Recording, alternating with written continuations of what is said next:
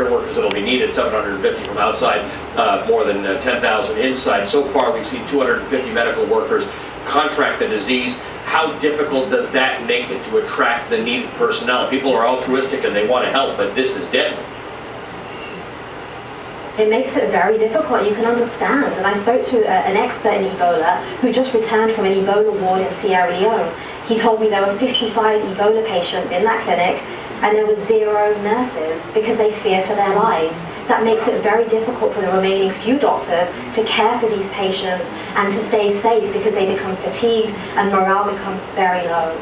A report published today in the journal Science found that the Ebola virus is mutating very quickly as it's transmitted from person to person.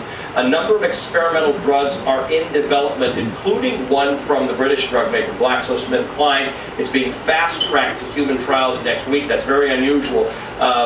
Will they work, though, if this virus keeps mutating? That will remain to be seen. And we have to remember that usually vaccine development takes upward of 10 years. Yeah. So this is a desperate situation, and the NIH and this drug company are fast-tracking this. And in fact, trials in healthy humans may begin as early as next week here in the US, and towards the end of the month in the UK and certain African countries. Even if the vaccine passes those first trials, it still won't be available to the people that need it most until next year. And we've seen with other viruses, HIV, for example, mutates very quickly, and it means that even the drugs that we do have often don't work. But we'll have to see how this develops with the Ebola outbreak. So is that a pointless exercise then, or is it still something that we should go through to try and figure out, to fast-track this virus and see if it's effective in the event that this outbreak lasts longer than predicted?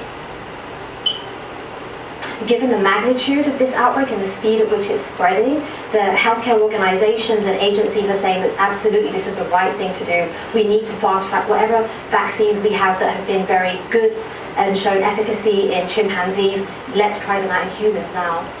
What a pleasure to talk to you, even though it's a tough topic. Dr. Seema Yasmin, thank you for your time.